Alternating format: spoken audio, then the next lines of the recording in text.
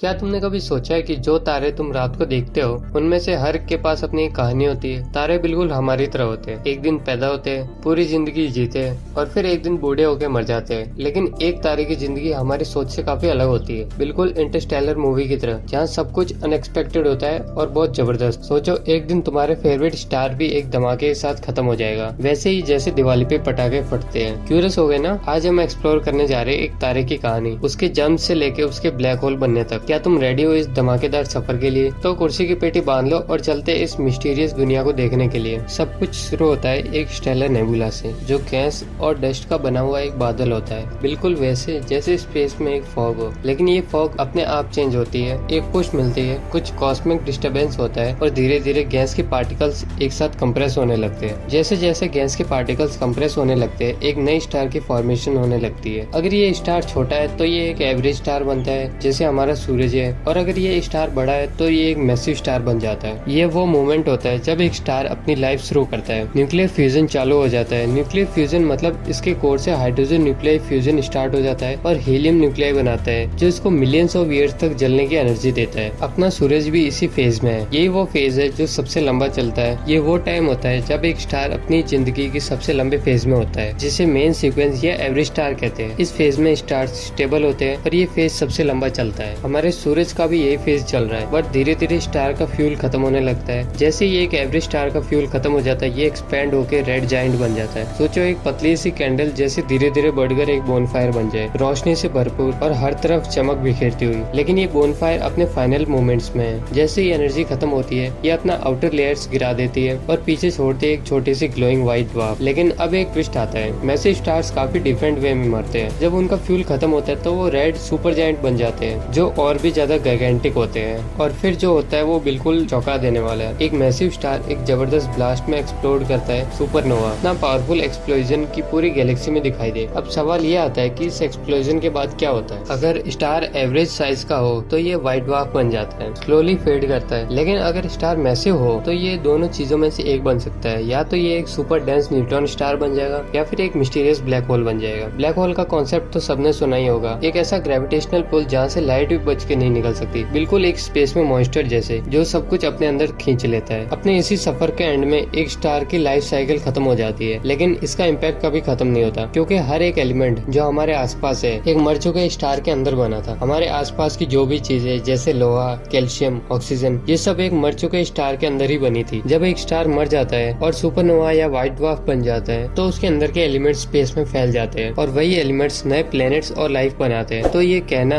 कि हम जो है हमारा एग्जिस्टेंस एक स्टार की मौत के बाद ही संभव हो पाया है। सोचो तुम्हारा एग्जिस्टेंस स्पेस के किसी एक स्टार की मौत के बाद ही पॉसिबल हुआ है। अगले टाइम जब तुम आसमान में देखो तो ये याद रखना कि तुम भी एक यूनिवर्स की एक शानदार कहानी का पार्ट हो। और अब सवाल ये है कि क्या हमारा सूरज भी एक दिन सुपरनोवा बनेगा या उसका फ्यूचर कुछ और होगा। अब जब भी तुम रात को तारे देखो, याद रखना कि उनमें से हर एक तारा अपनी शानदार कहानी के एंड या बिगनिंग पर है।